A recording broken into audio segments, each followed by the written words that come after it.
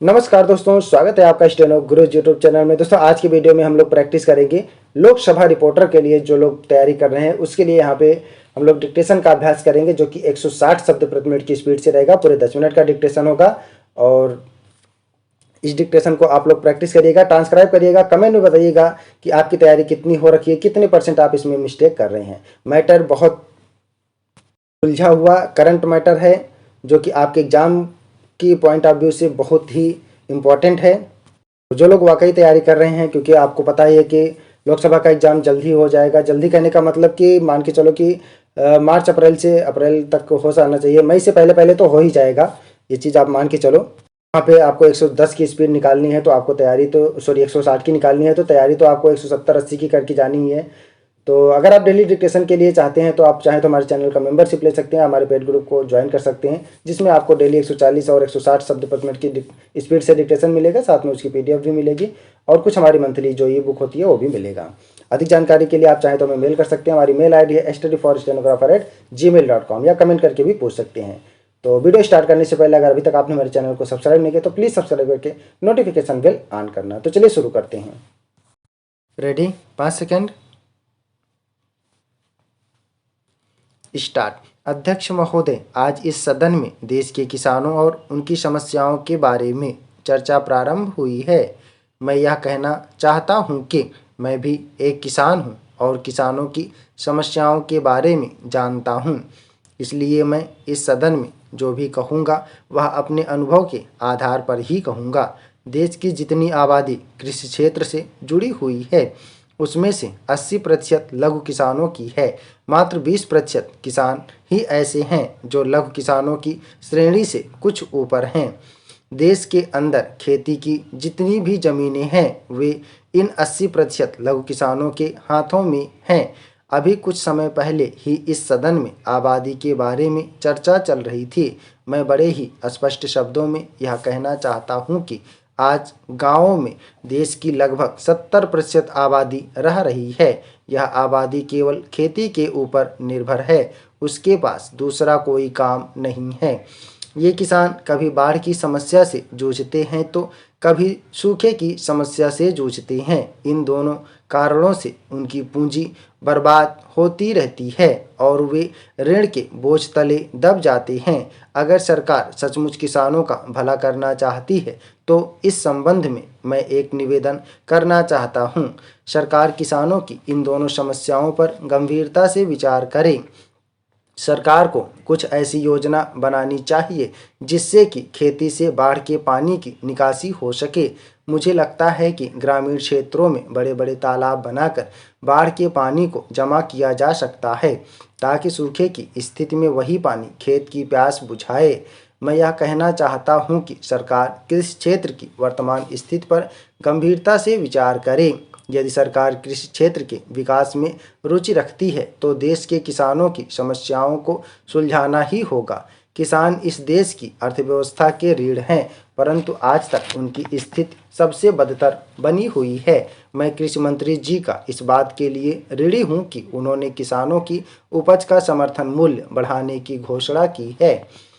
अध्यक्ष जी, मैं इस सदन के सभी माननीय सदस्यों का भी आभारी हूं कि उन्होंने किसानों के कल्याण के लिए सदन में बहुत ही मूल्यवान और आदर्श विचार रखे। इस चर्चा से कई अच्छे सुझाव भी निकल कर आए हैं। कुछ सदस्यों द्वारा किसानों की आवश्यकताओं के बारे में अच्छी जानकारी भी दी गई है। कुछ बातें किसानों के हित में ज़रूरी हैं।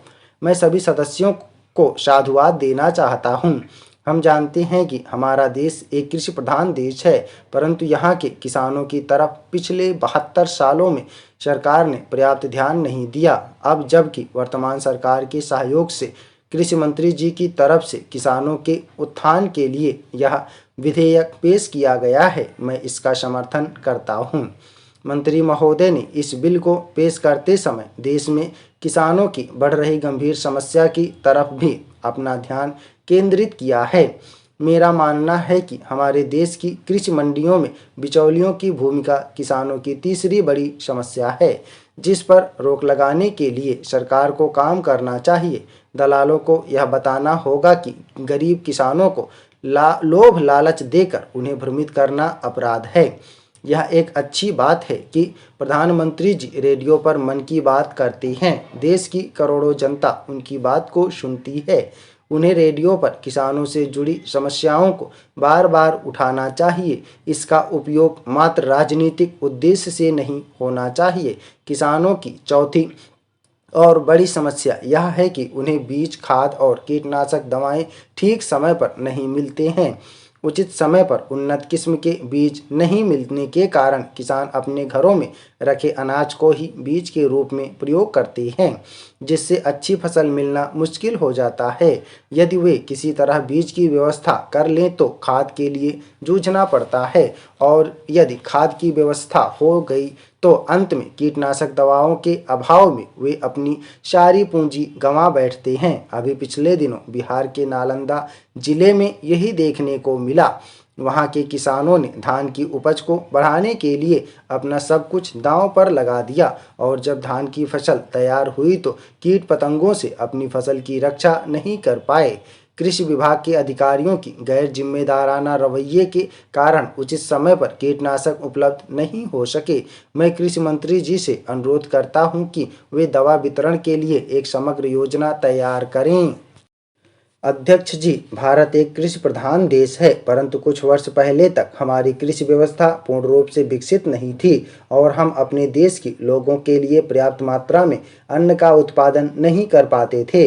हमें विदेशों से अनाज खरीदने की ज़रूरत पड़ती थी, लेकिन अब चीज़ें बदल रही हैं। हमारी जनसंख्या का 70 से 75% भाग कृषि पर निर्भर करता है। कृषि हमारे देश की आय का सबसे बड़ा स्रोत है। हमारी अर्थव्यवस्था कृषि पर आधारित अर्थव्यवस्था कहलाती है। इन सब बातों को देखते हुए मुझे लगता है कि कृषि के विकास के लिए हमें और भी बहुत कुछ करने की ज़रूरत है। महोदय, आज हम इतनी मात्रा में अनाज का उत्पादन कर रहे हैं कि हमारी ज़रूरतें पूरी हो सकें, परंतु यदि हम अधिक अन्न उपजाकर अन्य देशों को निर्यात करने की स्थिति में आ जाते हैं तो यह हमारे लिए गर्व की बात होगी। कृषि मंत्रालय की रिपोर्ट के अनुसार पिछले कुछ वर्षों से हम सीमित मात्रा में अनाज का निर्यात भी कर रहे हैं, जो निश्चय ही संतोषजनक है। भारत को चाय और मूंगफली के उत्पादन में दुनिया में पहला स्थान प्राप्त है। हम चावल, गन्ना, जूट और तेल के बीज के उत्पादन में दुनिया में दूसरे स्थान पर हैं। यदि हमने कुछ बेहतर प्रयास किए और किसानों को पर्याप्त मात्रा में बीज, खाद आदि उपलब्ध करा सके तो निश्चय ही हम अनाज का एक बड़ा निर्यातक बन सकते हैं।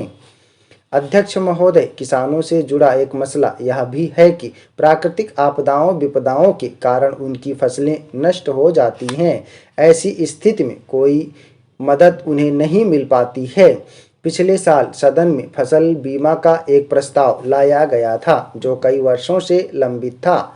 इस प्रस्ताव पर विचार करने के बाद भी कृषि मंत्रालय उसे बिल बनाकर पेश करने में कई वर्ष लगा दिए। इस बीच किसानों की फसलें कई बार नष्ट हो चुकी हैं, परंतु योजना को सही दिशा नहीं मिल पाई है। राज्य सरकारों की तरफ से जो शर्तें रखी गई हैं वे इस योजना की राह में रोड़ा बनी हुई हैं। राज्य सरकारें यह चाहती हैं कि उनका खर्चा भी केंद्र सरकार वहन करे। मुझे लगता है कि यह सरासर गलत है। मैं केंद्र सरकार से अनुरोध करता हूं कि वह कोई बीच का रास्ता निकाले और इस योजना को शीघ्र लागू करे। योजना पर खर्चे का जो प्रश्न है वह ऐसा नहीं है कि उसका कोई हल निकल नहीं सकता। इस संबंध में राज्य सरकारों का तर्क है कि बीमा केंद्र का विषय है, इसलिए राज्य सरकारों पर इसका बोझ नहीं डाला जाना चाहिए। परंतु मैं यह कहना चाहता हूं कि कृषि राज्यों का विषय है, इसलिए लाभ हानि की जिम्मेदारी से वे अपने को अलग नहीं कर सकती हैं। आज़ादी के बाद केंद्र सरकार ने कृषि के विकास के लिए कई योजनाएं बनाईं। खेतों की सिंचाई के लिए पानी उपलब्ध कराने हेतु कई प्रमुख नदियों पर नहरों और बांधों का निर्माण कराया गया। जहां नहर का पानी नहीं पहुंच पाता है उस क्षेत्र की सिंचाई के लिए किसानों को नलकूप और पंप सेट प्रदान किए गए। कृषि में बेहतर बीज, उर्वरक और नई तकनीक के प्रयोग पर बल दिया गया। इन सब के बावजूद राज्यों का यह रोना बिल्कुल भी उचित नहीं है। इसलिए मैं कृषि मंत्रालय की मांगों का समर्थन करने के लिए खड़ा हुआ हूँ। पिछले कुछ समय से अनाज के भंडारण के क्षेत्र में घटी घटनाओं से पता चलता है कि राज्य सरकारें भंडारण इकाइयों को पर्याप्त सुरक्षा उपलब्ध नहीं करा सकी हैं। आज जहां विश्व का प्रत्येक देश खाद्य सुरक्षा को लेकर चिंतित है, वहीं हम इतनी लापरवाही से काम ले रहे हैं। मुझे इस बात की चिंता है कि पिछले कुछ सालों के कामकाज को ध्यान में रखते हुए संसदीय समिति ने जो रिपोर्ट प्रस्तुत की है, उसमें अनाज के गोदामों की व्यवस्था पर प्रतिकूल टिप्पणी की गई है। इससे पता चलता है कि भारतीय खाद्य निगम की ओर से अनाज के भंडारण की व्यवस्था पर पर्याप्त ध्यान नहीं दिया गया है। अध्यक्ष महोदय, किसानों की उपज को बढ़ाने के लिए जो साधन उपलब्ध हैं, उनकी तरफ सरकार का ध्यान जाना चाहिए। राज्य की सरकारों की तरफ से इस दिशा में जो भी प्रयास किए जा रहे हैं, वे काफ़ी नहीं हैं। आज किसानों को ना तो उनकी उपज का उचित दाम मिल रहा है और ना ही किसी अन्य प्रकार की सुविधा मिल रही है। इस वर्ष केंद्र सरकार ने जो सहायता राशि देने की घोषणा की है, वह एक अच्छी पहल है। मैं इसकी सराहना करता हूं, परंतु मुझे लगता है कि प्रत्येक तिमाही 2000 रुपये की मदद उनके लिए नाकाफ़ी सिद्ध होंगे।